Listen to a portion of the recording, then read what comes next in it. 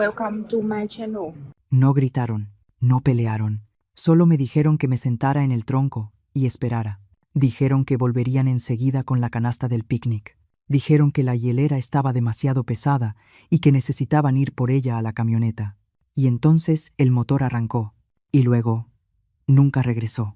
Me quedé sentada ahí durante 1 hora completa, antes de permitirme creer lo que acababa de pasar. Que Julio, mi hijo, y Lorena, su esposa perfecta y siempre ordenada, se habían ido. Que me habían traído hasta aquí, a varios kilómetros adentro de un bosque de pinos y oyameles en México, no para disfrutar un almuerzo de domingo, sino para dejarme, para que muriera, para que desapareciera. Yo tenía 74 años. La cadera no se me había curado desde la caída de abril. No tenía teléfono, ni bastón, ni bolso.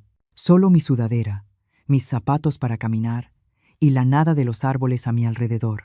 Lo primero que sentí fue vergüenza, como si yo hubiera hecho algo mal, como si tal vez los hubiera entendido mal. Tal vez dije algo esa mañana que no les gustó, algo sobre la horrible comida de Lorena o sobre la manera en que Julio nunca me visitaba sin pedirme dinero. Tal vez yo solo era vieja, amargada e imposible, como Lorena dijo la última Navidad. Luego la vergüenza dio paso al calor. Era mediados de octubre, pero el sol estaba fuerte, de esos que te engañan y te hacen olvidar que el verano ya había terminado oficialmente. Me moví a la sombra de un pino y me senté sobre las raíces, tratando de armar mi siguiente paso. «Está bien», Aparicia me susurré. «Piensa». Pero mi mente ya no servía para cosas afiladas. Antes fui notaria. Trabajé durante 35 años en la misma oficina polvorienta, en un pueblo pequeño. En ese entonces, mi mente era rápida. Podía detectar una firma falsificada en segundos. Pero ahora a veces olvidaba palabras, nombres, direcciones. No había manejado en más de 1 año, pero no había olvidado la traición. La camioneta de Julio se había alejado alrededor de las 11:30 de la mañana. Ya había pasado la 1. No iban a regresar. Y si habían sacado mi teléfono de mi bolso a propósito y ahora sabía que lo habían hecho, entonces tampoco planeaban que alguien me encontrara. Fue entonces cuando me golpeó el segundo pensamiento. El seguro. Hace 2 meses, Julio había empezado a preguntarme por mi póliza. De forma inocente. Claro. «Oye, mamá, ¿has revisado esas cosas últimamente? Ya sabes, por si pasa algo». Me pidió ver los papeles. Dijo que solo quería estar preparado. En ese momento no le di importancia. Incluso me reí. Le dije que estaban debajo del viejo congelador en el garaje. Y apenas la semana pasada, Lorena me preguntó si había cambiado al beneficiario después de que murió su padre. Pensé que ella tenía buenas intenciones. Pensé que era su manera extraña de demostrar cuidado. Pero ahora, sentada en la tierra, con los huesos empezando a dolerme de esa forma que anuncian que algo terrible está pasando, lo entendí. Ellos pensaron que sería rápido, que los animales salvajes, el frío o un paso en falso se encargarían de mí, que podrían decirle a la policía que me había desorientado, que era vieja, que la gente desaparece todo el tiempo, que no importaría porque, al final, ¿a quién le importaba una anciana más? No estaba llorando, todavía no, ni siquiera tenía miedo, estaba furiosa, y fue esa furia la que me hizo levantarme. El dolor atravesó mi pierna derecha en el segundo en que intenté ponerme de pie, agudo, eléctrico, como fuego recorriéndome el muslo.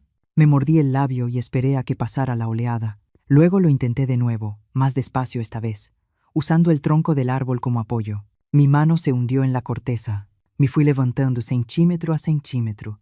Me tomó 20 minutos solo encontrar un ritmo para caminar, pero lo hice. Un pie, pausa, el otro.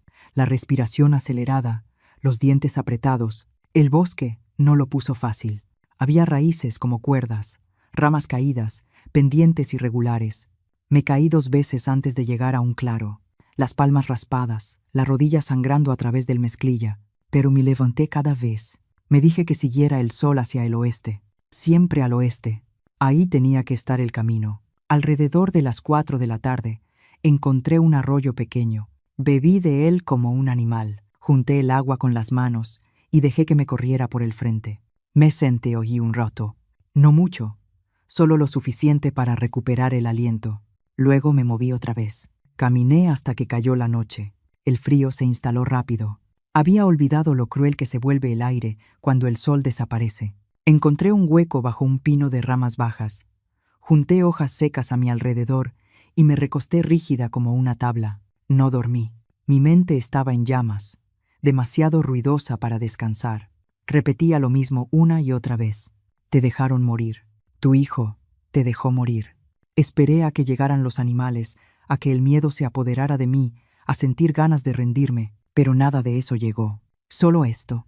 Si sobrevivo, ellos pierden. Si salgo viva de aquí, lo recuperaré todo. Me quedé despierta toda la noche.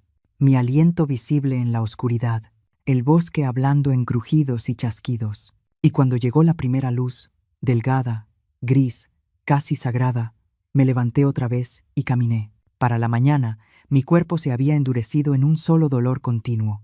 Ya no era solo dolor, era peso. Cada respiración se sentía como arrastrar grava por el pecho, pero estaba viva.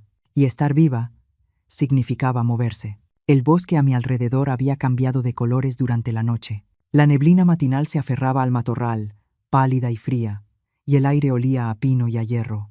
A lo lejos, un pájaro carpintero golpeaba un tronco hueco. Lo tomé como una señal. Algo todavía tenía ritmo ahí, aunque yo no. Mis zapatos estaban empapados por el arroyo.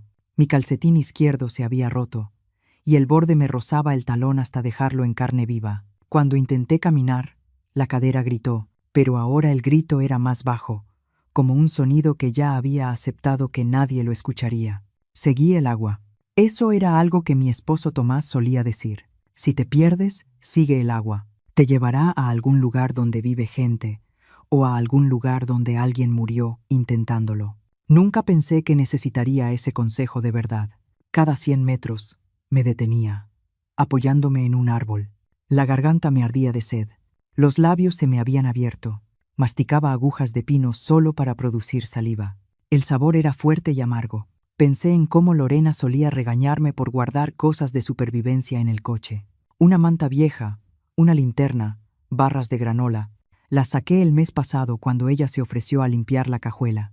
Ahora entendía lo que realmente había hecho. Habían planeado esto durante semanas, tal vez más. Hubo un momento, en algún punto entre la segunda caída y la quinta, en el que quise acostarme y dejar que todo terminara. Llegó en silencio, como un susurro. Nadie viene, Aparicia. Nadie te está buscando. Casi lo creí. Casi. Entonces vi un envoltorio de dulce pegado a un arbusto. Brillante, morado, medio enterrado en la tierra. Una tontería, pero humano.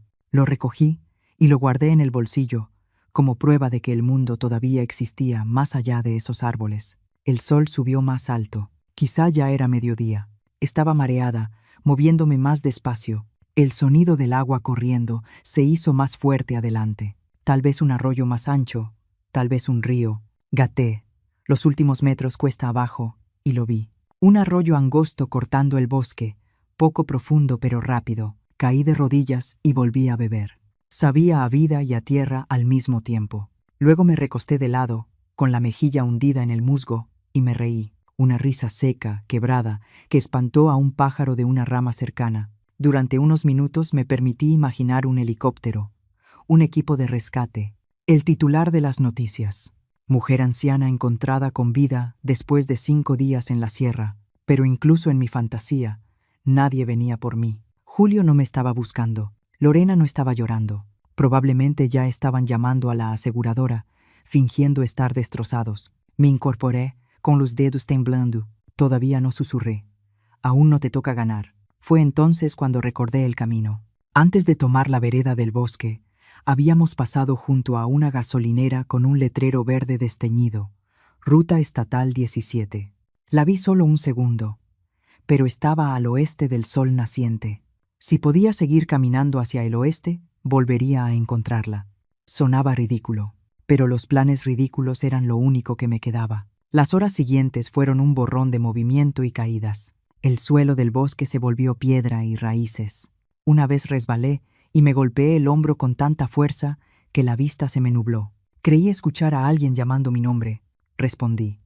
Pero solo era el viento entre las ramas, cruel y suave. Al caer la tarde, tropecé hasta llegar a un pequeño claro. Había algo ahí. Una cabaña, o lo que quedaba de una. El techo hundido, la puerta colgando de lado, pero tenía 4 paredes y algo de sombra contra el viento. Me arrastré adentro como un animal. El aire olía a podredumbre y a humo viejo. En una esquina había una catre de metal, oxidada pero todavía firme. Me senté en ella, con las piernas temblando. En el suelo encontré una lata, un encendedor roto y una revista desgarrada del año 2004. No pude encender fuego. Mis manos no obedecían, pero hallé una cobija rígida y sucia y me la envolví de todos modos. Esa noche me permití llorar, no porque tuviera miedo, sino porque estaba enojada. Enojada por haber pasado toda una vida haciéndoles todo fácil, firmando cheques, pagando hipotecas, perdonando cada pequeño desprecio como si fuera estrés. Enojada por haber sido demasiado educada para notar cuándo el amor se había convertido en conveniencia. En algún punto de la oscuridad, algo aulló. Me quedé inmóvil, conteniendo la respiración. El sonido se desvaneció. Solo un coyote, tal vez. O el bosque riéndose. Susurré al silencio. Debiste asegurarte de que estuviera muerta, Julio. Luego cerré los ojos y apoyé la cabeza en el frío armazón de metal. Lo último que recuerdo antes de quedarme dormida fue la silueta de los árboles a través del hueco del techo, negros contra un cielo amoratado. Me hice una promesa. Mañana encuentro el camino. Mañana gateo si hace falta. Mañana empiezo a recuperar todo. Cuando desperté, fue por el sonido de mis propios dientes castañeteando. La cobija estaba húmeda por el rocío. La luz del amanecer se filtraba por las tablas rotas como dedos delgados. Seguía en la misma cabaña destrozada, pero mi cuerpo se sentía 10 años más viejo. La lengua la tenía hinchada de sed. Mi pierna derecha había tomado el color de la arcilla. Por un minuto pensé que había muerto durante la noche. Luego intenté moverme, y el dolor me recordó que no. Cada articulación gritaba. Mis manos estaban cortadas y llenas de ampollas. Las palmas parecían la corteza de los árboles a los que me había aferrado. Pero mi mente estaba más clara ahora. El hambre hace eso. Te despoja de todo. Deja solo lo que importa. Me senté despacio. Conté respiraciones. 1, 2, 3. Esta vez, el mundo no giró. Eso era avance. Necesitaba comida. Agua podía volver a encontrar, pero sin comida me apagaría antes de llegar a cualquier camino. Revisé el pequeño refugio. Nada, solo la lata, medio llena de agua de lluvia. Me la bebí toda. Mi reflejo tembló en el fondo. El rostro de una anciana, sucia, cansada, con los ojos hundidos pero vivos. Entonces regresó a mí la voz de mi esposo Tomás, clara como si estuviera justo detrás. Siempre fuiste terca, Aparicia. Demasiado terca para morir fácil.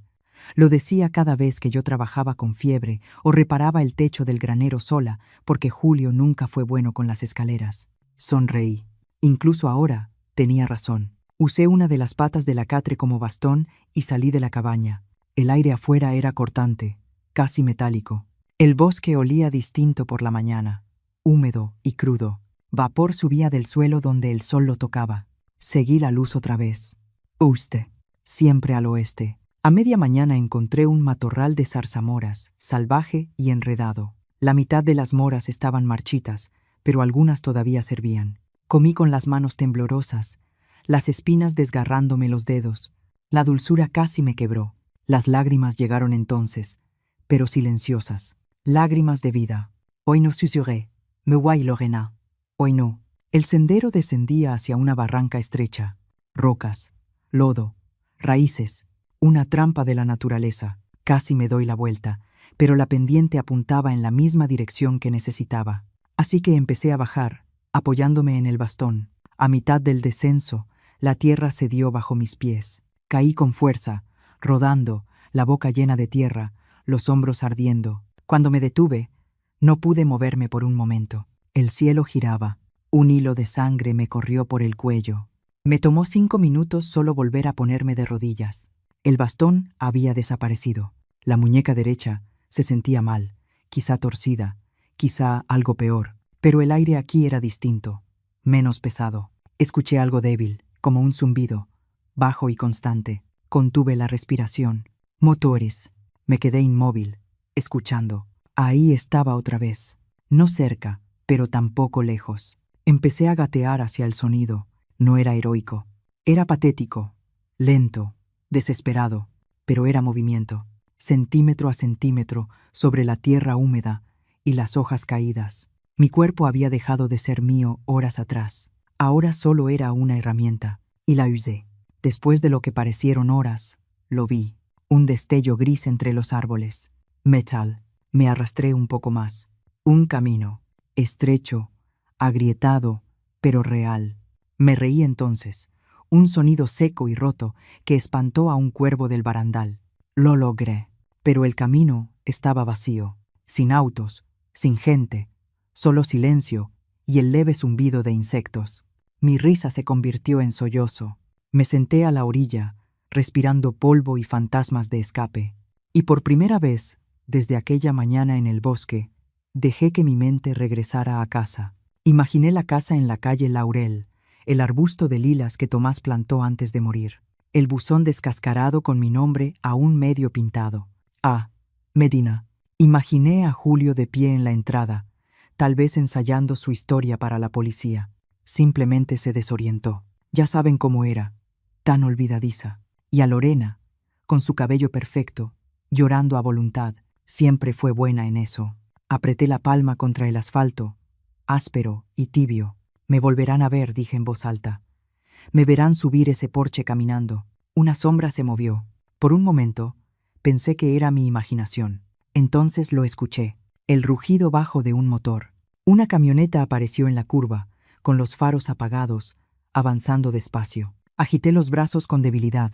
El conductor frenó de golpe, levantando una nube de polvo. Un hombre bajó del vehículo, de unos 40 y tantos años, con una gorra roja y esa expresión que la gente reserva para los fantasmas. Jesús, señora, dijo. ¿Está bien? Intenté hablar, pero las palabras se enredaron. Solo salió un susurro ronco. Por favor. Necesito llegar al pueblo. Dudó un segundo y luego asintió. Suba. Yo la llevo. Me ayudó a sentarme en el asiento del copiloto. El olor a gasolina y café llenó la cabina. Me ofreció agua de una botella de plástico. Me la bebí de un solo trago. ¿Qué pasó?, preguntó mientras arrancaba. ¿Se perdió? Miré por la ventana los árboles, deslizándose hacia atrás. Algo así. ¿Tiene familia por aquí? Casi me reí. Ya no. No insistió. Manejamos en silencio.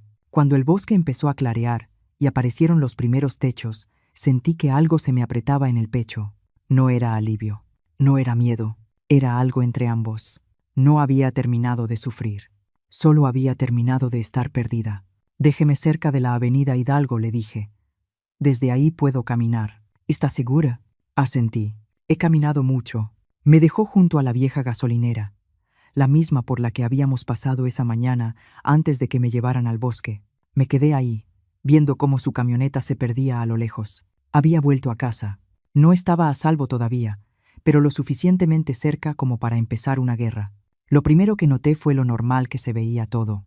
Los autos pasaban, la gente paseaba perros, cargaba bolsas del súper, gritaba por teléfono. La gasolinera tenía el mismo anuncio descolorido ondeando sobre la ventana. Ahora servimos desayunos. Mi pueblo no había cambiado. No por mi desaparición, no por mi sufrimiento. La vida, al parecer, seguía sin mí, sin ningún problema. No fui a casa. Todavía no. En lugar de eso, caminé despacio y chueca, como alguien que se recupera de una cirugía, por la avenida Hidalgo hasta el único lugar donde podía desaparecer un rato. El motel Pino Dorado. Llevaba ahí desde los años 70. Seguía teniendo el mismo letrero de neón agrietado y macetas con geranios de plástico.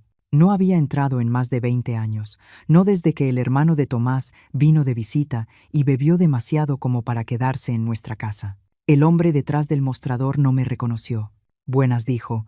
¿Necesita un cuarto? Miró mi ropa manchada de tierra. Sí, respondí. Solo por una noche. No hizo preguntas. Tal vez me veía como alguien que había huido. Tal vez lo había hecho. El cuarto estaba frío. Olía a cloro y a aire viejo. Me quité los zapatos, haciendo una mueca cuando la piel del talón se quedó pegada al calcetín. No lloré. Me senté en el borde de la cama durante mucho tiempo, mirando la vieja televisión en la esquina sin encenderla. Pude haber llamado a alguien. A la policía. a la estación local, pero no lo hice. Todavía no.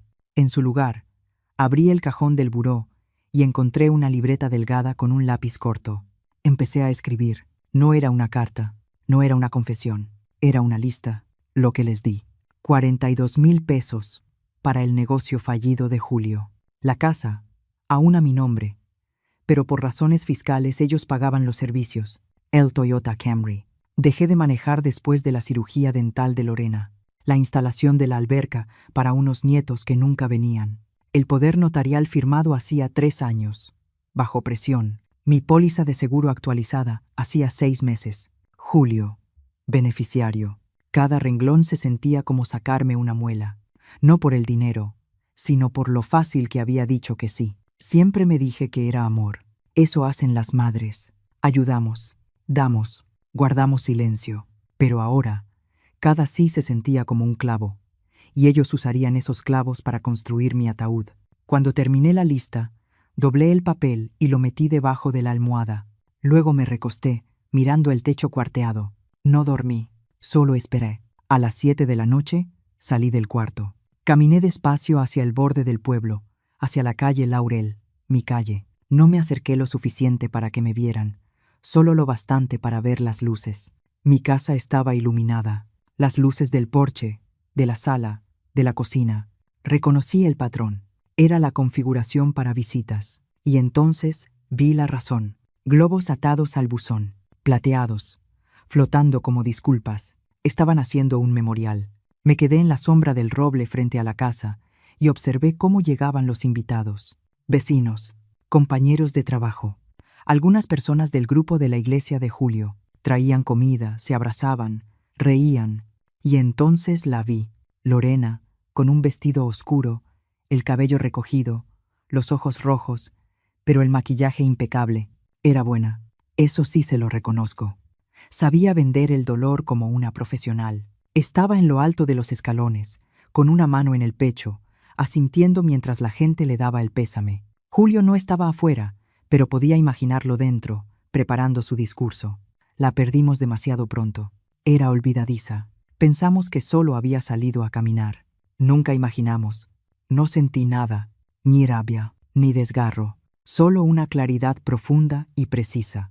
Me estaban llorando bajo mi propio techo, sobre comida que probablemente yo había pagado. Que llorarán, que se lamentaran, que creyeran por ahora que se habían salido con la suya, porque mañana todo iba a cambiar. Me di la vuelta y regresé al motel, con cada paso más firme que el anterior. Dormí esa noche, profunda y fría como una piedra. Cuando desperté, había un solo pensamiento en mi mente. Necesito mi dinero, mis derechos, mi nombre. A las 9 en punto entré a mi banco. La cajera, joven, despierta, sonrió y se quedó rígida al verme.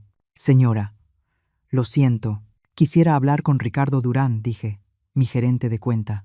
Hubo una pausa.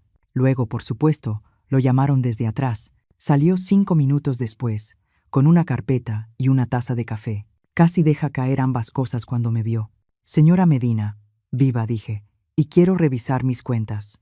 Nos sentamos en su oficina de paredes de cristal. Él jugueteaba con el bolígrafo, sudando. Nos informaron que usted, es decir, su hijo, no le pregunté qué le dijo, dije con calma. Le pedí revisar mis cuentas. Todas, hoy. Tragó saliva. Sí, claro, de inmediato. Tardó 1 hora. Cada transacción, cada retiro, cada pago automático mensual que yo no había autorizado.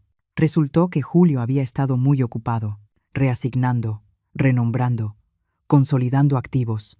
Le dijo a Ricardo 2 semanas antes que se estaba preparándose sin duda para el cobro. Para el mediodía, había congelado todas las cuentas conjuntas. A las 12:30, revoqué el poder notarial. A la 1, llamé a mi abogado. ¿El de siempre? ¿El que llevaba lo de Tomás? Preguntó. No dije. Alguien más afilado, porque esto ya no se trataba solo de proteger lo que era mío. Se trataba de hacerlos responder.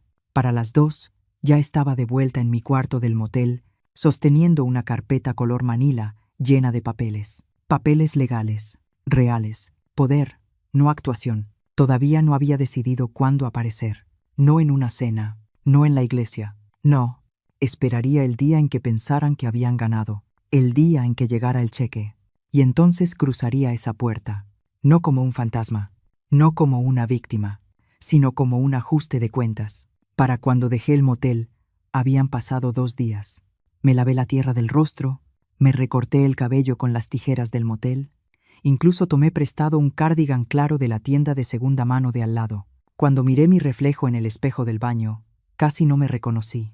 Había algo en mis ojos que antes no estaba.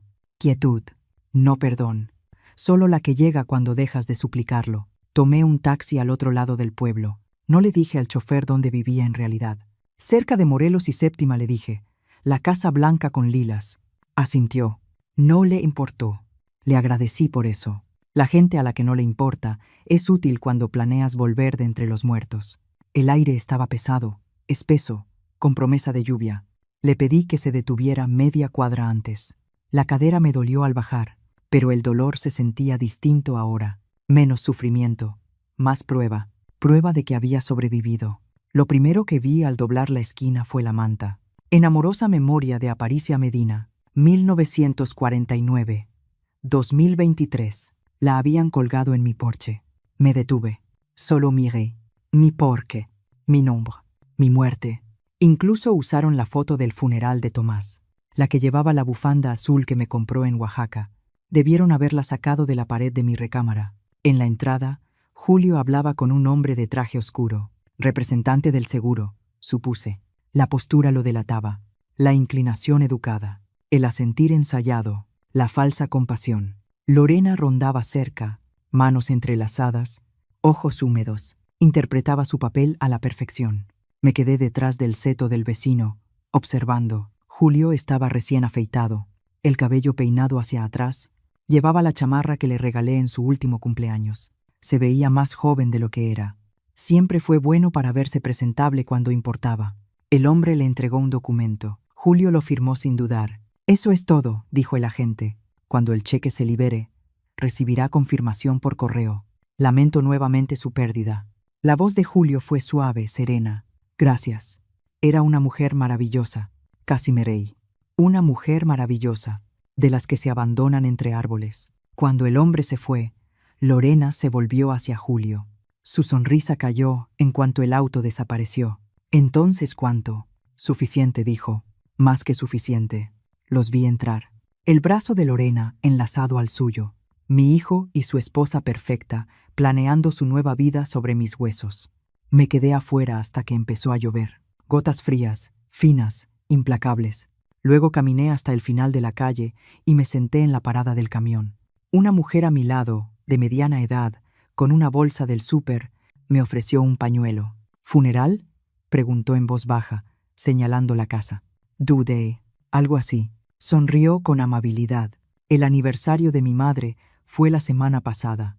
A veces todavía espero que me llame». «Tonto, ¿no?» «No es tonto», dije. «Es humano». Esa noche regresé al motel y encendí la televisión por primera vez. Las noticias locales estaban al aire. La historia trágica continúa mientras familiares y amigos lloran la desaparición de Aparicia Medina, de 74 años, dijo el presentador. Las autoridades no descartan un accidente. Mostraron mi foto, mi casa, el duelo falso de mi hijo. Lo vi todo en silencio. Luego apagué la televisión y me senté en la oscuridad. No era tristeza lo que sentía. Era una extraña satisfacción contenida. Habían construido una mentira perfecta y yo iba a quemarla. Una verdad a la vez. A la mañana siguiente, regresé al banco. Ricardo había hecho bien su trabajo. Las cuentas estaban congeladas. El seguro de vida había quedado marcado para investigación. La vía legal había comenzado. Luego llamé a mi abogada, la licenciada Paola Paredes, afilada como vidrio, 40 años, ojos de halcón. La encontré por recomendación del primo del encargado del motel. De todas las personas, los pueblos pequeños tienen su utilidad. Escuchó con atención mientras le contaba todo. Cada transacción, cada documento, cada manipulación. No me interrumpió. Cuando terminé, dijo en voz baja: «Señora Medina, si aunque sea la mitad de esto es cierto, es intento de homicidio». Asentí. «Ellos no lo verán así». Se acomodó los lentes. «Tal vez no, pero la policía sí.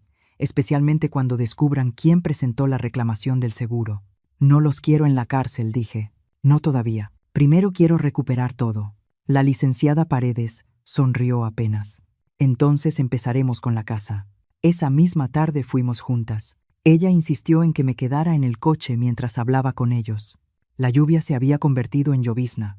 Desde la ventana la vi subir al porche. Tocó. Lorena abrió la puerta, primero confundida, luego a la defensiva. Julio apareció detrás de ella. Hablaron poco, tensos. La licenciada Paredes les entregó un sobre. Notificación legal. No pude oír lo que se dijo, pero el rostro de Lorena cambió de color 3 veces. La mandíbula de Julio se tensó. Miró hacia la calle una sola vez. Sus ojos recorrieron el coche estacionado sin reconocerme. Luego la licenciada Paredes se dio la vuelta y regresó, tranquila, compuesta. Se sentó en el asiento del copiloto. Tienen 72 horas para desalojar, dijo. Miré el parabrisas, el reflejo mojado de mi propio porche. Bien. Tendrá que presentarse a la audiencia, añadió, para confirmar identidad. Sonreí apenas. Ahí estaré. Esa noche dormí con el sobre la mesita de noche. La lluvia golpeaba la ventana. Por primera vez desde el bosque sentí algo cercano a la paz. No una paz suave, la que llega antes de la tormenta. Mañana lo sabrían. Mañana, la mujer muerta regresaría a casa. El juzgado olía a limpiador de limón y a discusiones viejas. Me senté en la banca de madera cerca de la sala 3B, una carpeta sobre el regazo, los dedos apoyados en su borde. A mi alrededor, la gente susurraba, escribía, hacía clic con los bolígrafos. Divorcios, juicios menores, disputas testamentarias. Yo estaba ahí porque había regresado de entre los muertos y tenía documentos para probarlo. Señora Medina, dijo el actuario del juzgado, con voz tranquila y educada. Me puse de pie, las rodillas rígidas, pero firmes. Sí. Abrió la puerta. Están listos para usted. Dentro, la sala estaba casi vacía. Solo la jueza, una secretaria y la licenciada Paredes a mi lado. En la otra mesa, Julio y Lorena. La cabeza de Julio se levantó en seco en cuanto entré. Abrió la boca, luego la cerró. Vi cómo la sangre se le iba del rostro.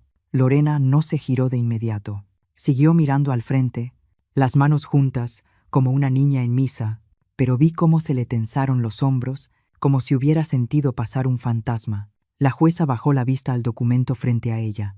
Esta audiencia concierne a la verificación de identidad de la señora Aparicia Medina en relación con reclamaciones de propiedad y seguro iniciadas por terceros.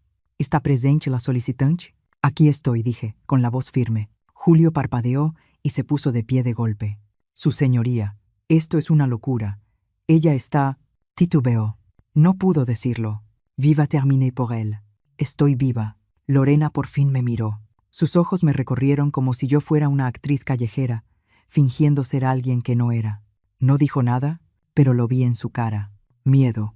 La jueza no sonrió, pero su tono se suavizó. Comenzaremos confirmando su identidad, señora Medina. Entregué mi acta de nacimiento, mi identificación oficial, mi licencia de conducir. Vencida, pero mía.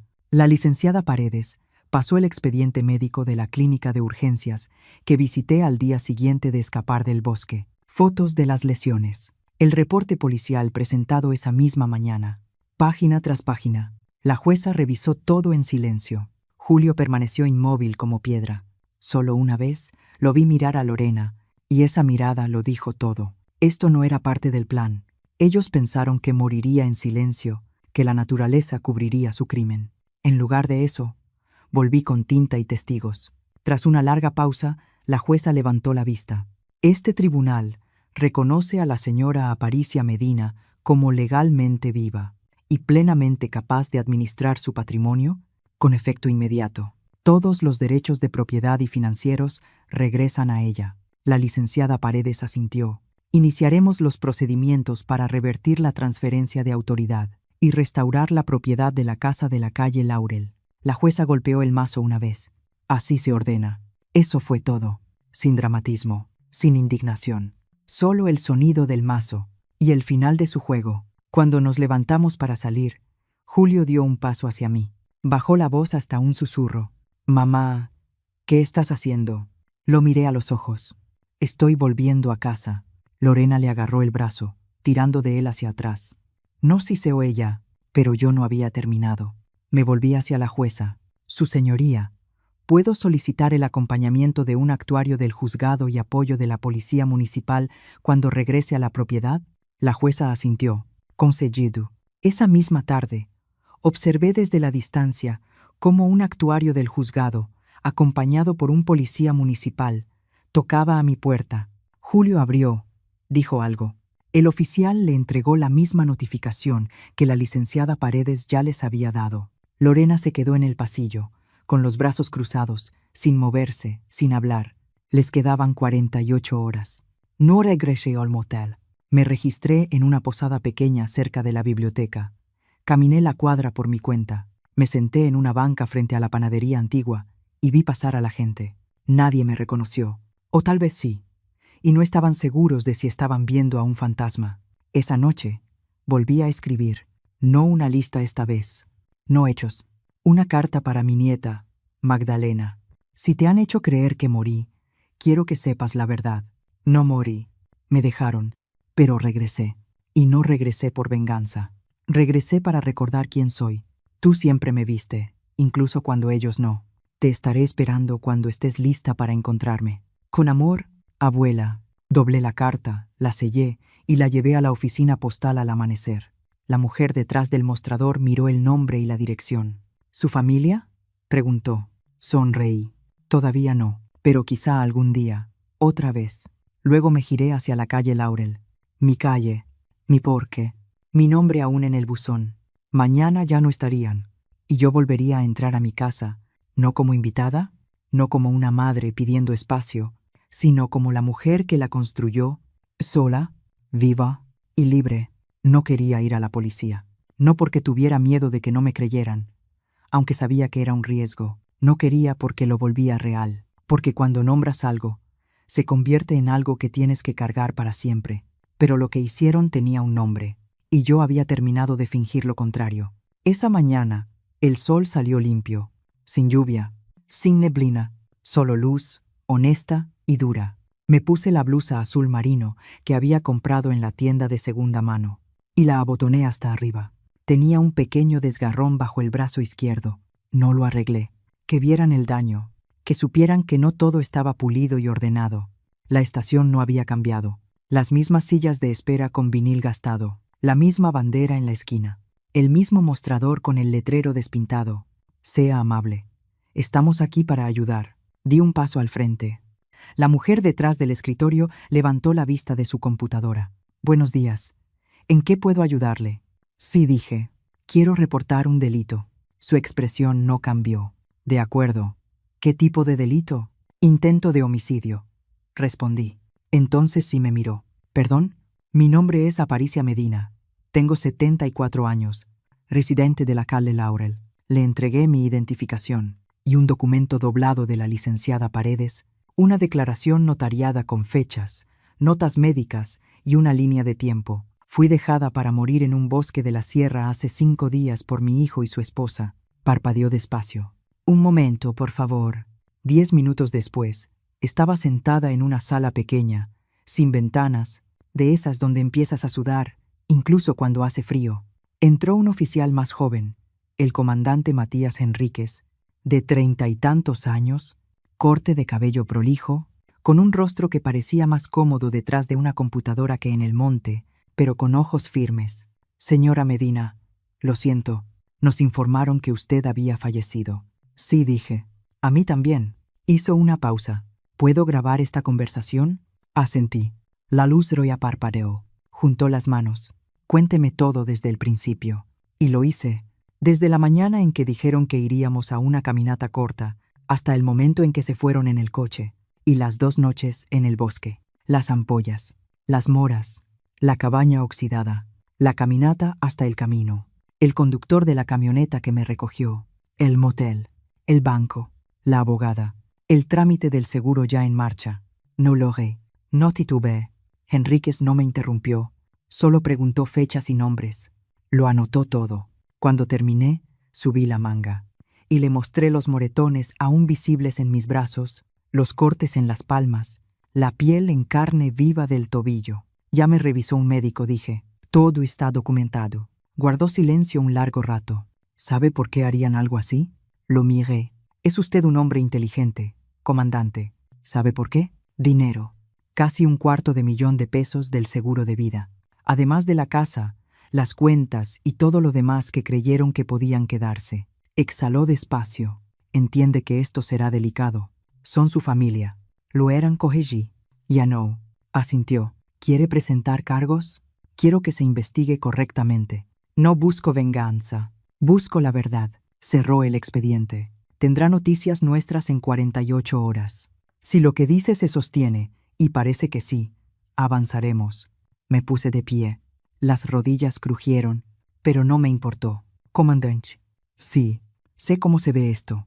Una anciana, problemas familiares, malas decisiones, algo de dinero, fácil de descartar. No discutió, pero yo salí arrastrándome de ese bosque para mirar a la gente a los ojos. No soy solo una madre ni una víctima, soy una testigo, y pienso ser escuchada. Su rostro no cambió, pero algo en su postura sí. Sí, señora. Afuera. La luz me lastimó los ojos. Saqué los lentes de sol del bolsillo, unos baratos de estante giratorio, me los puse como una armadura. No fui a casa. Todavía no. Caminé hasta la cafetería de la calle Octava, la que no visitaba desde que murió Tomás. Pedí un café negro, me senté junto a la ventana, vi a la gente vivir y esperé. 2 horas después, mi teléfono vibró. Número desconocido. Señora Medina, era la voz de Henríquez. Hemos revisado la documentación inicial. He asignado un equipo. Abrimos una investigación formal. Cerré los ojos. No de alivio, de preparación. Me habían cubierto de tierra. Ahora me verían levantarme. Hubo un tiempo en que habría muerto por Julio. No en el sentido dramático, no del tipo que ves en las películas. Me refiero al tipo silencioso, cotidiano. El tipo en el que trabajas turnos dobles para que tu hijo pueda ir al viaje escolar, en el que cenas pan tostado para que alcance para la cuota del fútbol, en el que mientes por él cuando los vecinos preguntan por qué la ventana del frente volvió a romperse. Sí, morí un poco por él, poco a poco. Pero en ese entonces pensé que eso era lo que se suponía que hacían las madres. Tomás y yo lo tuvimos tarde. Yo tenía 36 años. Tomás tenía 41. Todos decían que éramos valientes por tener un bebé tan cerca de la mediana edad. Yo no me sentía valiente, solo me sentía afortunada. Julio era un bebé dulce, siempre tibio, siempre estirando los brazos. Dormía hecho un ovillo contra mi costado, como si nunca fuera a necesitar a nadie más. Cuando tenía 4 años, me dijo que yo hacía los mejores hotcakes del mundo. Cuando tenía 8, dijo que algún día me compraría una casa con techo de oro. Cuando tenía 12, lloró cuando me fui un fin de semana a un curso de capacitación. Cuando tenía 16, dejó de hablarme, a menos que necesitara algo. Me dije que era normal. Los adolescentes se alejan, luego regresan. Pero Julio nunca regresó. ¿verdad? Entró a un colegio comunitario y lo dejó después de un semestre. Consiguió trabajo en una aseguradora. Se mudó cuando tenía 23 años. ¿No lejos? Apenas a 20 minutos. Pero bien pudo haber sido otro planeta. Dejó de llamar, dejó de visitar, salvo cuando necesitaba algo. Casi siempre dinero. La primera vez que pidió un préstamo fue poco. Solo 200. Mamá, mi pago se retrasó. Luego fueron 500, luego 2,000, luego 10,000 pesos. Siempre se los di. Tenía ahorros. Tenía la pensión de Tomás. Y tenía el recuerdo de un niño pequeño, que una vez me hizo una tarjeta que decía: «Eres mi mejor amiga, mamá. Para siempre». Guardé esa tarjeta. Todavía la tengo. Doblada a la mitad, guardada en mi Biblia, como una flor prensada de otra estación. Luego llegó Lorena. Llegó como una ráfaga de perfume y opiniones duras. Sonreía demasiado y abrazaba muy poco. Decía cosas como: «Ay, ¿no es adorable?», cuando le mostraba las colchas que yo hacía. Decía que debía reducir mi espacio, porque las escaleras no eran seguras a mi edad. Julio cambió a su lado. O tal vez solo se volvió más él mismo. Ella manejaba todo. Sus correos, sus cuentas, a veces incluso su teléfono. «Solo estamos tratando de simplificar las cosas», dijo una vez. «Ya sabes cómo se distrae». Pero yo sabía más. Se adueñaron de mi casa, centímetro a centímetro. Primero fue solo quedarse un fin de semana, mientras fumigaban su departamento. Luego un mes, porque la cocina necesitaba reparaciones. Y de pronto, yo vivía en el cuarto de visitas, y ellos administraban la propiedad. Ella cambió los muebles, pintó las paredes, tiró mi tetera, dijo que estaba cuarteada, dijo que no era segura. Nunca preguntaron, y yo nunca los detuve. Me dije que estaba manteniendo la paz, que Julio estaba bajo presión, que Lorena tenía buenas intenciones, aunque juzgara todo. Pero en algún lugar muy profundo, lo sentí. El borrado lento. Comenzó con el espacio, luego las rutinas, luego las decisiones, luego los nombres. Dejó de llamarme mamá. Empezó a llamarme Aparicia. Cuando estábamos con los amigos de ella, dijo que sonaba más moderno, que señora Medina era demasiado distante, que mamá hacía pensar a la gente que yo era mayor de lo que parecía. Sonreí, me reí, me dije que no importaba, pero sí importaba, porque el día en que alguien borra tu nombre es el día en que empieza a olvidar que eres una persona. Cuando me pidieron que firmara los derechos financieros, por si acaso pasaba algo, dudé por primera vez, pero trajeron papeles, trajeron café, trajeron Encanto, y volví a decirme que estaba bien.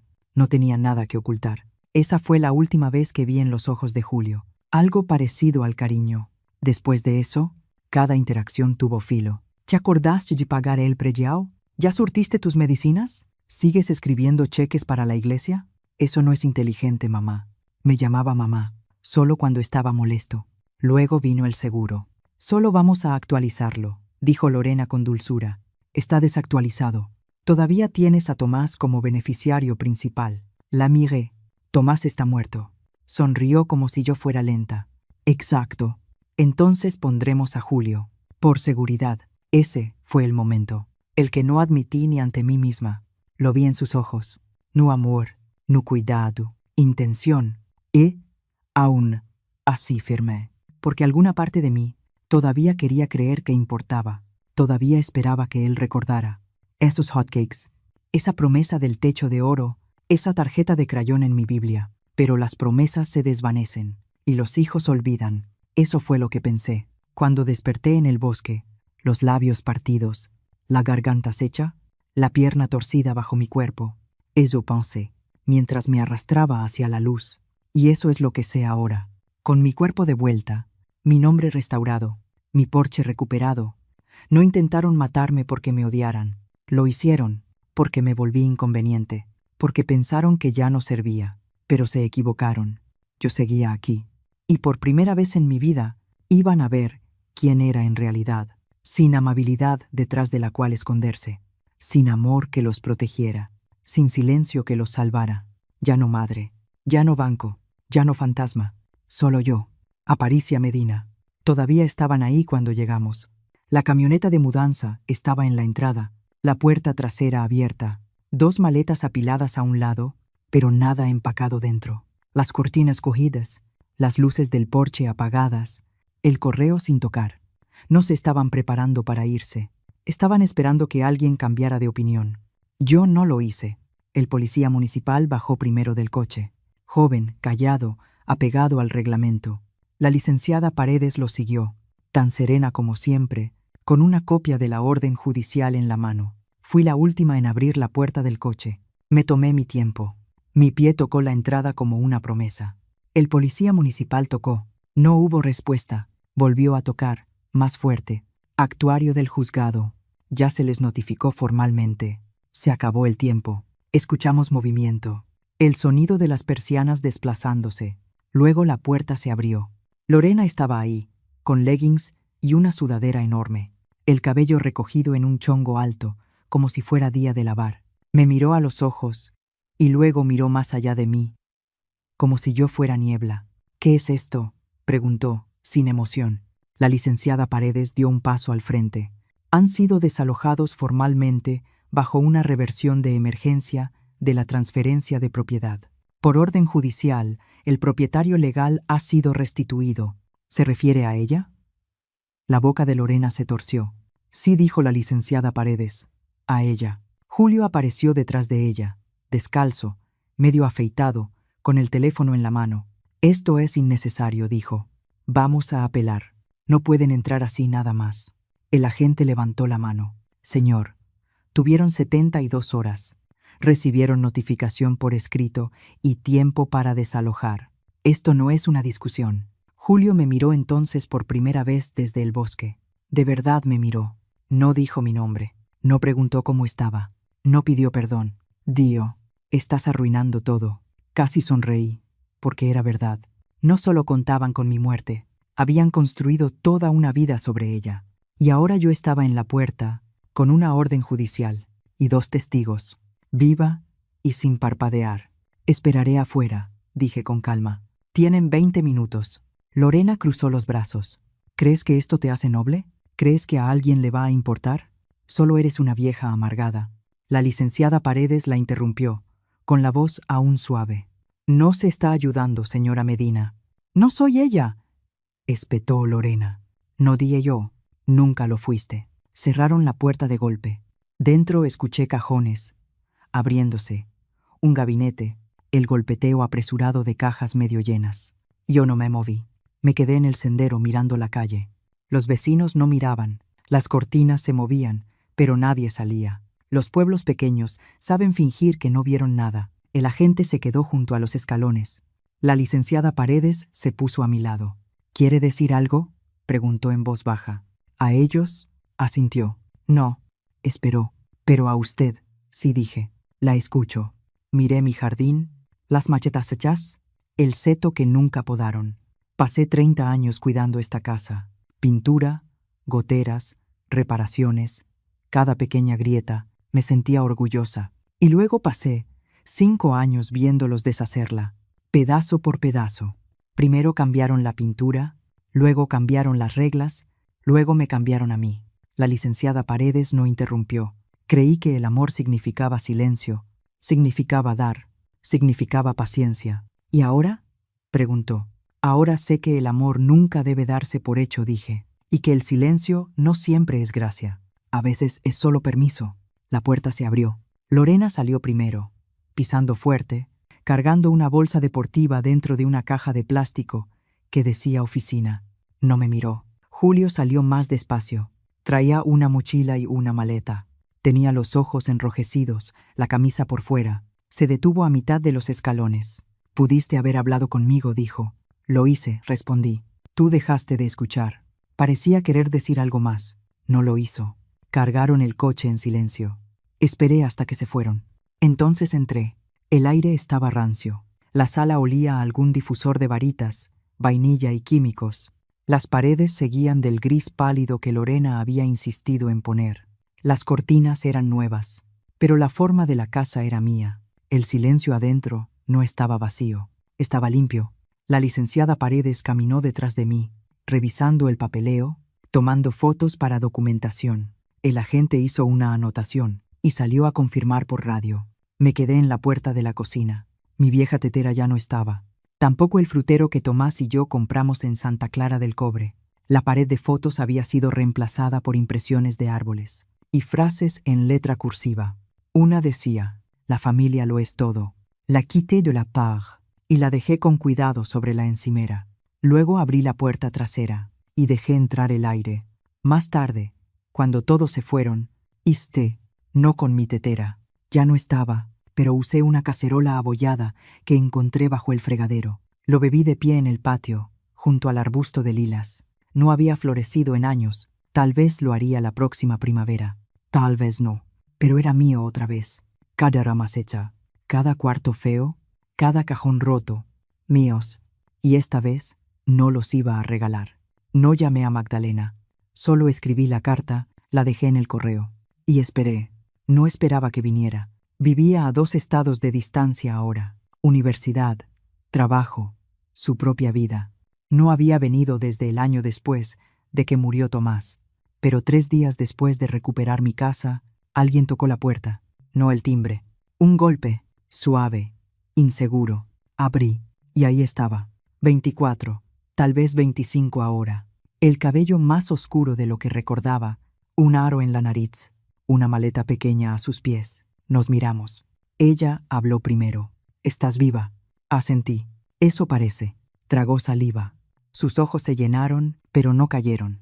Pensé que estaban mintiendo. Quiero decir, lo esperaba. Pero dijeron. Se quedó en silencio, miró detrás de ella, como si aún no estuviera segura de no estar soñando. Pasa. Max die. Entró despacio, como si el aire pudiera romperse si se movía demasiado rápido. Se quedó en el pasillo, miró alrededor. Cambiaron todo. Lo intentaron, dije. Soltó la maleta. Luego se volvió hacia mí y me abrazó fuerte, sin palabras, solo calor, presión y ese olor que yo conocía. Champú, cuadernos y algo joven que ya no sabía nombrar. No lloré, pero sentí que algo se abría en mi pecho. Nos sentamos en la cocina, sin grandes discursos, sin explicaciones todavía. Prepárate. Ella echó miel en el suyo como cuando era niña. Demasiada. La vi hacerlo, y por un momento sentí que el tiempo había tenido un tropiezo. Luego dijo en voz baja, «Cuéntame qué pasó de verdad». Y lo hice. No todo de golpe, no como un discurso, solo por partes. Le conté del bosque, del tronco, de la camioneta alejándose, de la noche bajo los árboles, del arroyo, de cómo se veía el cielo cuando pensé que iba a morir, de la chabaña, del camino, del motel, de la lista. No me interrumpió, ni una sola vez. Cuando llegué a la parte de la casa, del juzgado y de la mirada en los ojos de su padre cuando entré, se inclinó hacia adelante, las manos cerradas alrededor de la taza, como si la necesitara para no perder el equilibrio. Y cuando terminé, se recargó en la silla, en silencio, quieta, con el rostro imposible de leer. Luego dijo, «Siempre supe que algo no estaba bien con ellos». Asentí. Incluso cuando era niña, él no era como tú, no veía a las personas. Levantó la vista. Tú eras la única que sí. No supe qué decir a eso, así que no dije nada. No me sorprende que lo intentaran, dijo, pero sigo enojada. No contigo, con ellos, por creer que podían borrarte. Casi lo lograron, admití, pero volviste. No lo hice para castigarlos, dije. Lo hice porque recordé quién era. Me miró, con los ojos brillantes. Eres mi abuela, eso es lo que eres. Sonreí, y lo seguiré siendo mientras tú quieras. Metió la mano en su bolsa y sacó un cuaderno. Empecé a escribir sobre ti cuando dijeron que habías muerto. No le creí, pero necesitaba un lugar donde poner todo eso. Abrió la primera página y leyó en voz alta. Era la única mujer que conocí que hacía que el silencio se sintiera seguro. Hacía su propia mermelada y nunca usaba perfume. Olía a ropa limpia, a libros viejos y a algo más que nunca supe nombrar, pero que sigo extrañando cuando despierto sola. Escuché, y esta vez dejé que las lágrimas salieran, porque había pasado demasiado tiempo sin ser vista, demasiado tiempo pensando que me había desgastado, en personas que no me querían. Pero esta chica, esta mujer, me recordaba, y tal vez eso era suficiente. Pasamos el resto de la tarde arreglando la luz del porche, reacomodando la sala, encontrando las colchas viejas en el ático, donde Lorena las había metido en una caja de plástico que decía donar. Colgamos una en el respaldo del sillón.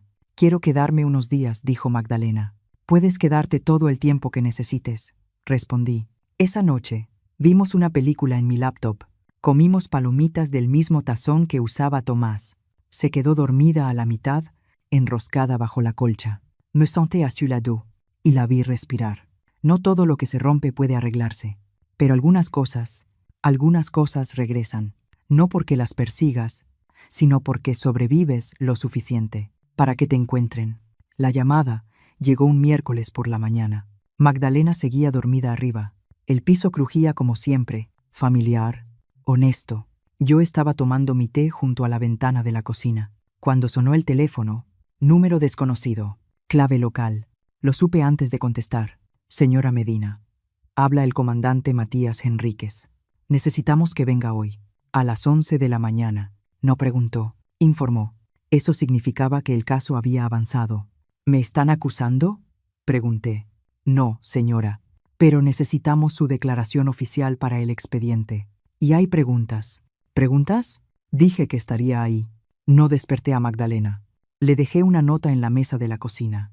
Regresó antes del mediodía. «Haz café como te enseñé. Fuego bajo, extracción lenta. Hay pan en el refrigerador». Te quiero. Luego me vestí. Pantalón oscuro, blusa blanca, mi anillo de bodas todavía puesto. No por nostalgia, por claridad. Había construido una vida. Tenía peso. Que lo vieran. La estación olía como siempre. Cloro, papel y algo levemente agrio. El comandante Matías Enríquez me recibió en la puerta. Por aquí, dijo. Nos sentamos en una sala pequeña de entrevistas. 2 sillas, una mesa, sin vidrio, sin drama. Pero la grabadora estaba ahí. La encendió. Fecha: miércoles. Hora: 11:06 de la mañana. Oficial presente. Comandante de investigación Matías Enríquez. Entrevistada: señora Aparicia Medina. Propósito: declaración formal sobre presunto intento de homicidio. Por parte de familiares. Julio Medina y Lorena Medina. Me miró. Lista. Asentí. Empezó despacio. Cuénteme esa mañana. La caminata. Se lo conté todo otra vez, esta vez con más detalle. La alegría falsa en la voz de Julio. La forma en que Lorena miró el reloj cuando llegamos al sendero. El momento en que me pidieron que me sentara. Solo un segundo. Y cómo el silencio, después de que se fueron, fue más fuerte que cualquier despedida. Enríquez tomó notas. Asintió, pidió aclaraciones. ¿Alguna vez dijeron algo que indicara intención? ¿Que esto era algo más que abandono? Lo miré a los ojos. Me quitaron el agua, el teléfono, mi identificación. Me dejaron sin nada, solo con una sonrisa y una mentira. Eso no es un accidente, eso es cálculo. No discutió. Y cuando regresé, añadí, ya habían iniciado el trámite del seguro de vida. Eso no fue pánico, eso fue preparación. Enríquez se recargó en la silla. Tenemos el papeleo del seguro. Firmado, entregado. 2 días después de que usted desapareció. Y el reporte de persona desaparecida se hizo hasta el 5.º día. Asentí, porque pensaron que no iba a sobrevivir tanto. Hubo un silencio largo. Señora Medina, ¿quiere que los arresten? Era la pregunta que sabía que llegaría. La que Magdalena había rodeado con cuidado. La que la licenciada Paredes no se había atrevido a hacer. Respondí sin parpadear. Quiero que rindan cuentas, porque no entierras viva a tu madre y luego cobras un cheque. Eso no es familia. Eso es fraud y es intento de homicidio. Asintió una sola vez. Estamos armando el caso, pero habrá escrutinio. No estoy aquí por lástima, dije. Estoy aquí por la verdad. Él se veía cansado. No insensible. Solo cansado. Está usted notablemente tranquila, dijo por fin. Ya sobreviví a la parte difícil, respondí. Lo demás es solo papel. Firmé la declaración, página tras página, sin temblor en la mano, sin pausas. Cuando me levanté, me acompañó hasta la puerta. Nos pondremos en contacto pronto. Ha hecho más de lo que la mayoría haría. Sonreí apenas. De eso se trata sobrevivir, comandante. No te detienes solo porque sea incómodo. Salí de nuevo a la luz del día, clara, fría, ese viento de octubre que hace arder los pulmones. No regresé directo a casa, pasé por el supermercado, compré limones, tomillo, pan fresco. A Magdalena le gustaba la comida de verdad, decía que sabía a memoria. Cuando llegué, estaba sentada en el porche leyendo. Levantó la vista. ¿Estás bien? Me senté a su lado. Llegando. ¿Van a ir a la cárcel? Miré la calle, el buzón con mi nombre. No lo sé. Eso no depende de mí. Pero quieres que paguen. No die, quiero que sean vistos. Eso, de algún modo, es peor. No habló. Solo apoyó la cabeza en mi hombro. Durante mucho tiempo nos quedamos en silencio. Luego dijo, «Me asustas un poco». Sonreí. «Bien. Tal vez eso significa que por fin hice algo bien». El sobre era color crema, grueso, sellado con el escudo del Estado. Lo encontré metido en la puerta de malla, como lo hacen cuando saben que la persona vive sola, sin tocar, sin timbre, solo colocado con cuidado, como una mala noticia entregada con modales. No lo abrí de inmediato. Lo llevé a la cocina, lo puse sobre la mesa, y primero me serví café.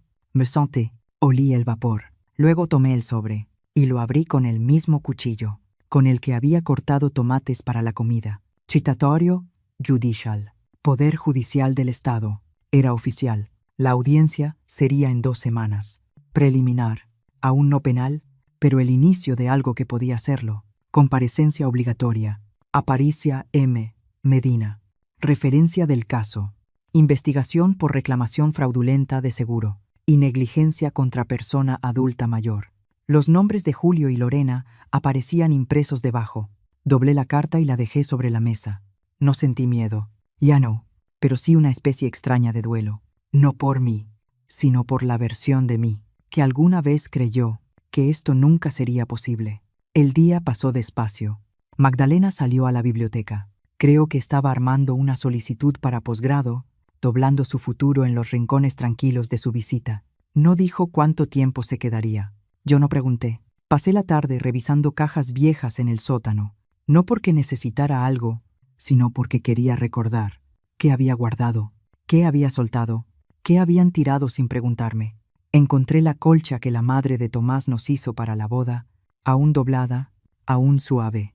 Encontré los zapatitos de bebé de Julio envueltos en papel, sus boletas, una tarjeta de cumpleaños que hizo a los 5 años, donde la I de feliz se curvaba al revés. Guardé todo, y aún así no me salvó.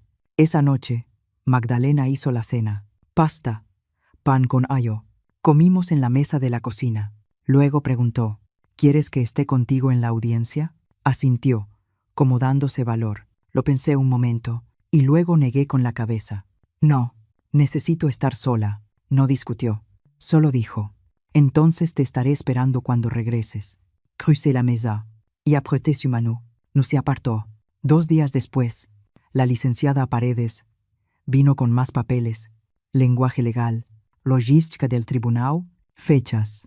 Era directa pero amable, siempre con ese filo de hierro bajo la calma. Intentarán darle la vuelta, advirtió. Dirán que hubo confusión, mala comunicación, estrés emocional. Dirán que pensaron que usted se había desorientado, que había mostrado señales de deterioro cognitivo. Sonreí apenas. Que lo intenten. ¿Tiene expedientes médicos? Vecinos que la vieron sana antes del viaje, estados de cuenta, grabaciones de cámaras, registros del motel y marcas de dientes en las palmas, añadí. Pero sí, tengo pruebas.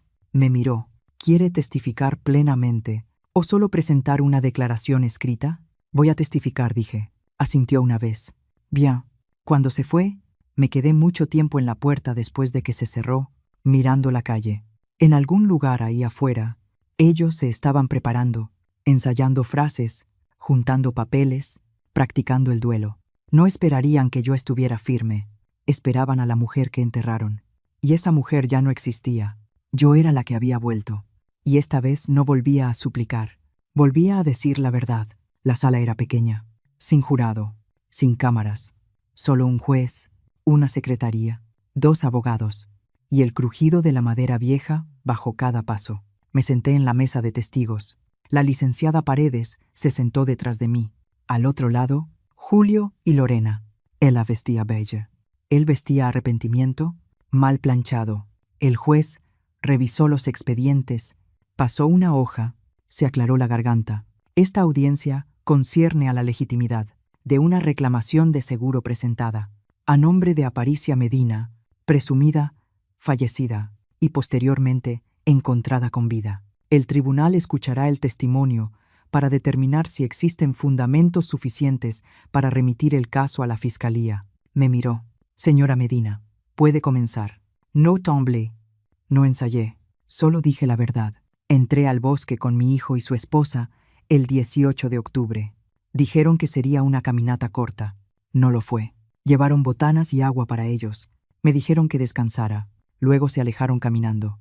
Nunca los vi darse la vuelta. Hice una pausa, solo lo suficiente para que la sala lo sintiera. Me dejaron a propósito. No tenía teléfono, no tenía identificación, no tenía comida. Esperé 12 horas. Gaté durante 2 días. Encontré una cabaña. Encontré un camino. Un hombre me recogió y me llevó al pueblo. Fui al banco. El seguro ya había sido reclamado. Estaban planeando mi funeral. Antes de que yo siquiera encontrara agua, Julio no me miró. Lorena cruzó las piernas y luego las descruzó. El juez preguntó, ¿había conflictos previos, razones por las que podrían alegar confusión o un error de juicio? Asentí una vez. Había mucha tensión. Ya no era conveniente. Les había dado dinero, el poder legal, la casa, mi póliza de seguro. Después de eso, yo solo era espera. El abogado de Lorena se levantó. Traje afilado, joven, voz demasiado suave. Señora Medina, ¿es posible que su memoria esté afectada por el trauma? ¿Que haya malinterpretado las intenciones de su hijo? Lo miré directamente. Mi memoria está afectada, sí, pero no por el trauma, por el olor a pino y a podredumbre, por dormir sobre tierra con la columna golpeada, por el sonido de sus voces alejándose hasta desaparecer. Objeción. El juez levantó la mano. Déjela terminar. Me incliné hacia adelante, tranquila. No me olvidaron, no me perdieron, me dejaron y luego mintieron. La licenciada Paredes se levantó después. ¿Puede confirmar que la póliza de seguro fue actualizada 6 meses antes? Sí. ¿Y quién sugirió el cambio? Lorena. Dijo que estaba desactualizada. Sonrió cuando lo dijo. Magdalena me contaría después que vio la audiencia en el sistema público de consulta del Poder Judicial, que leyó cada palabra. Esa fue la frase que más recordó. Sonrió cuando lo dijo. El resto fue papeleo, pruebas, registros bancarios, formatos médicos, fotografías de mis piernas, en carne viva de tanto arrastrarme, declaraciones del recepcionista del motel, del chofer de la camioneta, de la enfermera. Cuando terminamos, ni siquiera el secretario miraba ya a la defensa. El juez bajó la mirada a su escritorio y luego miró a Julio. Tiene derecho a responder. Brevement. Julio se puso de pie. La voz le temblaba. Ella estaba confundida. Es mayor. Olvida cosas. Pensamos que se había desorientado. No supimos de inmediato que estaba desaparecida. El juez arqueó una ceja. Usted presentó una reclamación de seguro de vida antes de presentar un reporte de persona desaparecida. Julio tartamudeó. Fue un error. Lorena no habló. Ni una palabra. Su abogado lo intentó, pero ya no importaba. El daño no estaba en los documentos. Estaba en la sala, en la forma en que el silencio empezó a inclinarse hacia la verdad. El juez cerró la carpeta. Este tribunal encuentra causa suficiente para remitir el caso a la fiscalía, para investigación penal, por fraude, abuso contra persona adulta mayor e intento de homicidio. Un solo golpe de mazo. Eso fue todo. Me levanté despacio. Las rodillas me dolían. Las manos me temblaron un poco, pero no de miedo, sino de liberación. No los miré, ni al bajar, ni al llegar a la puerta. Afuera el aire estaba fresco, limpio. La licenciada Paredes se unió a mí en los escalones. Hizo lo que vino a hacer, dijo. Asentí. Ahora pueden mentir todo lo que quieran. El mundo ya lo sabe. ¿Y ahora qué hará? Miré al cielo, pálido, azul, infinito. Vivir, dije. De verdad, fue un jueves por la tarde cuando vinieron. El sol estaba bajo, polvo en el aire, esa hora tranquila, en la que la mayoría aún está trabajando, y el correo ya pasó. Acababa de barrer el porche delantero, algo que no había hecho en años, pero que ahora hacía casi todos los días. El ritmo ayudaba. No escuché un coche, no lo necesitaba. Lo sentí. Me di la vuelta, y ahí estaban. Julio en el camino, Lorena justo detrás, los brazos cruzados con fuerza, los lentes de sol puestos, como si evitara la luz del día. Él no habló al principio, solo me miró, como si yo fuera un cuadro que no recordaba haber comprado. Yo no di nada. Finalmente, se aclaró la garganta. Mamá, ¿podemos hablar? No me moví. ¿De qué? Cambió el peso de un pie al otro. De todo. Creo que tal vez deberíamos intentar. ¿Intentar qué? Pregunté. Se estremeció ante la dureza, aunque no levanté la voz. Mira. Sé cómo se ve, dijo rápido, pero teníamos miedo. Estabas olvidadiza. A veces te ibas sin rumbo. ¿Pensaron que la demencia aparece en el bosque? Pregunté. Lorena dio un paso al frente. No planeamos nada, Aparicia. Lo estás torciendo. Te estabas volviendo más lenta. Te dormías en medio de las conversaciones. Dejaste la estufa encendida una vez. Me lo repitieron durante semanas, dije. Recuerdo. Estábamos preocupados, insistió ella. La gente se equivoca cuando intenta proteger a alguien. Presentaron una reclamación de muerte, dije. Ella apartó la mirada. Fue un error. No dije con calma. Un error es olvidar el cumpleaños de alguien. Esto fue una decisión. La voz de Julio bajó. No pensé que lograrías salir. Ahí estaba. Lo dio en voz baja, casi como si no quisiera decirlo en voz alta. Miré sus manos metidas en los bolsillos.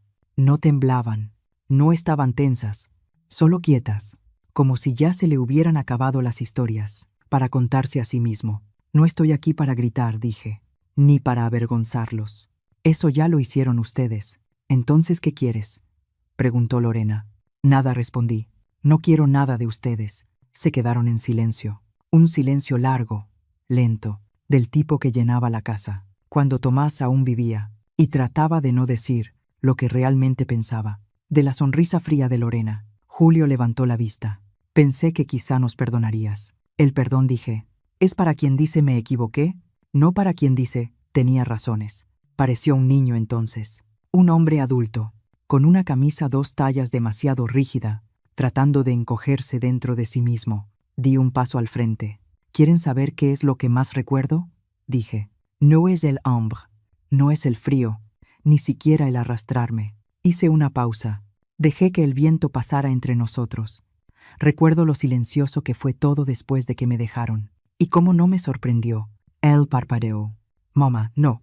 Ya no te toca decir eso, respondí. Lorena se giró. No debimos haber venido. Tienes razón, dije. Empezaron a caminar de regreso al coche. Pero antes de que llegaran, añadí, espero que ambos encuentren algo mejor que ser, que lo que han sido. Lorena no se volteó. Julio sí, solo una vez. Te amé, dijo. Asentí. Lo sé. Cuando se fueron, las llantas ni siquiera crujieron lo suficiente, como para ser dramáticas. Me quedé ahí un buen rato después. No enojada, no vacía, solo terminada. Más tarde esa noche, Magdalena me encontró en el porche. ¿Vinieron?, preguntó. Se fueron, dije. Se sentó a mi lado, puso su mano sobre la mía. ¿Sirvió de algo?, lo pensé. No, pero tampoco dolió. Vimos el cielo cambiar de rosa a gris. El aire olía a polvo y pasto viejo. Nunca van a entender, dijo Magdalena. No necesitan hacerlo, respondí. Solo necesitan mantenerse lejos. Y así fue. No volví a saber de ellos. Ni cartas, ni llamadas, ni trucos de abogados. Solo ausencia.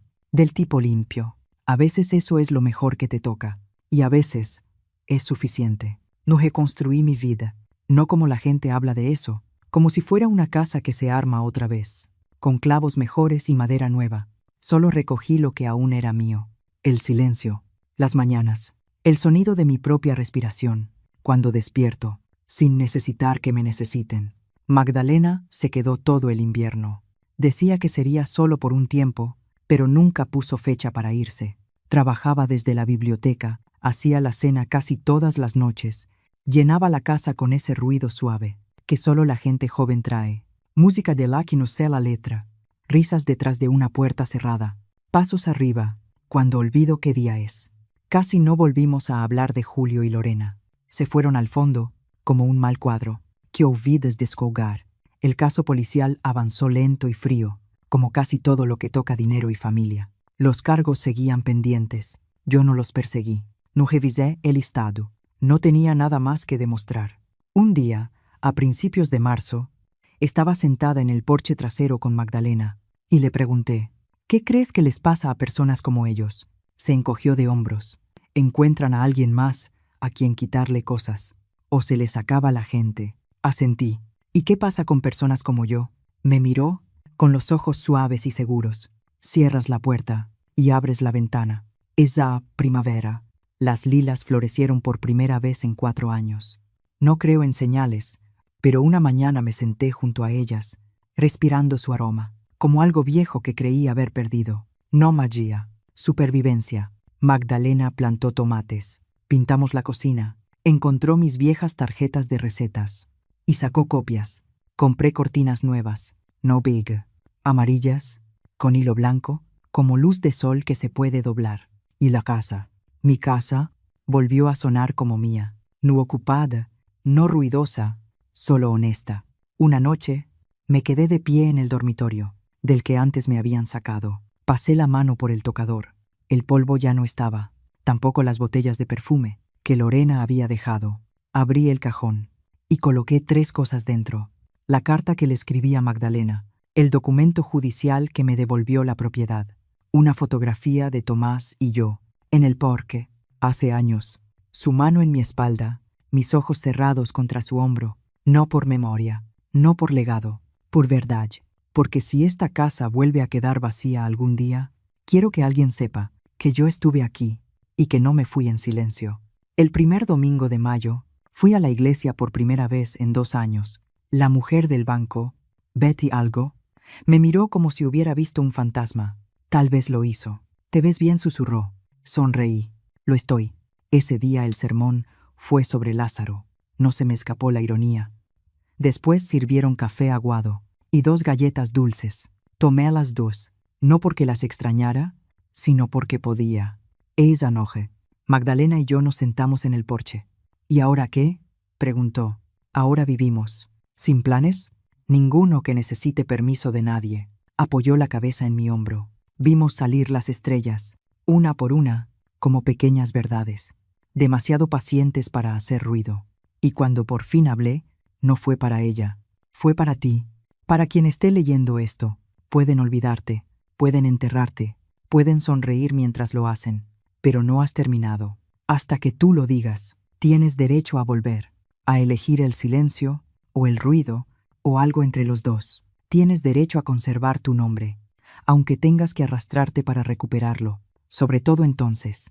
Así que tómalo, recupéralo todo. Y cuando te pregunten cómo lo hiciste, no digas nada, solo vive. Si sentiste esto, compártelo. Alguien allá afuera todavía está luchando por levantarse. Gracias por escuchar mi historia. Si te tocó el corazón, deja tu like, suscríbete y dime en los comentarios. Si tú estuvieras en mi lugar, ¿qué habrías hecho? ¿Y desde dónde me estás viendo?